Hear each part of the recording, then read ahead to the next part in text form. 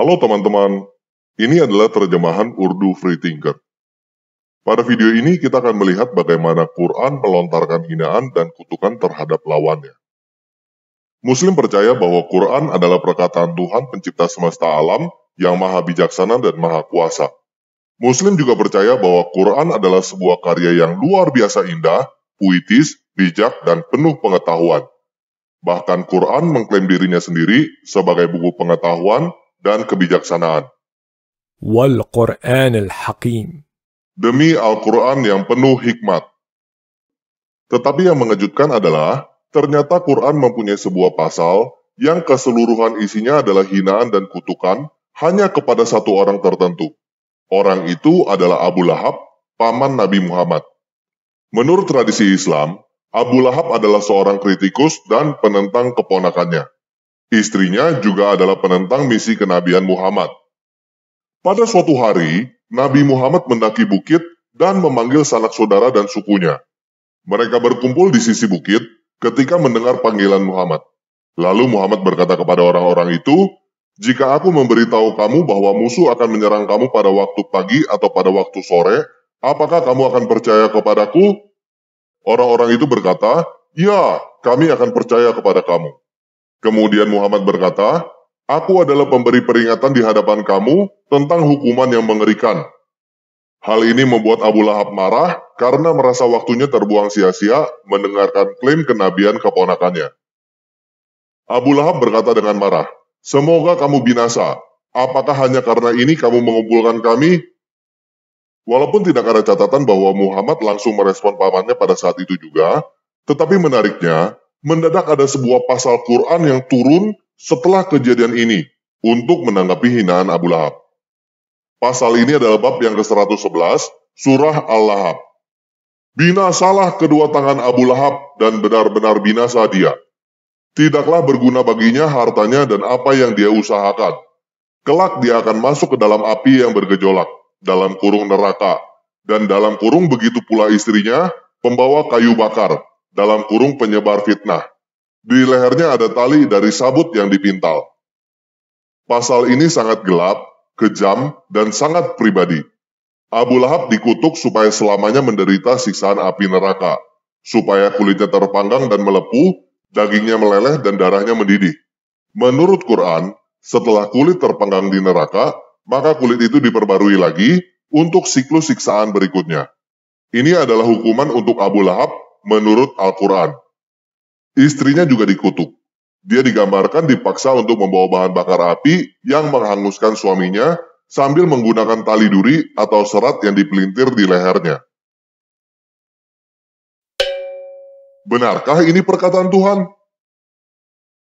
Benarkah perkataan pencipta alam semesta yang maha bijaksana seperti ini? Apakah perkataan binasalah kedua tangan Abu Lahab terdengar seperti perkataan yang bijak? Penulis pasal ini jelas mempunyai emosi manusia, kemarahan, kebencian, dengan mengungkapkan penghinaan terhadap Abu Lahab.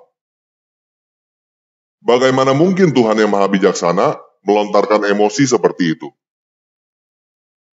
Kemarahan, kebencian, iri hati adalah emosi manusia yang negatif. Dan emosi-emosi ini bukanlah sumber kebijaksanaan.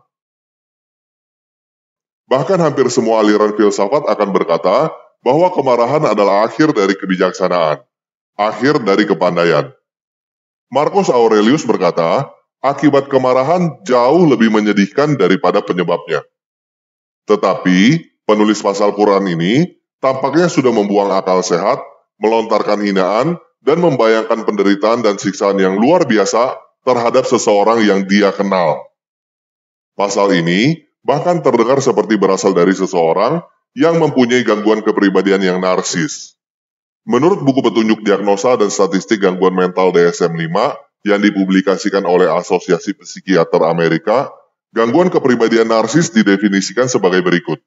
Memiliki rasa mementingkan diri sendiri yang berlebihan, dipenuhi fantasi kekuasaan dan kesuksesan yang tidak terbatas, percaya bahwa mereka istimewa dan unik seperti Nabi, butuh merasa dikagumi yang berlebihan, dan lain-lainnya.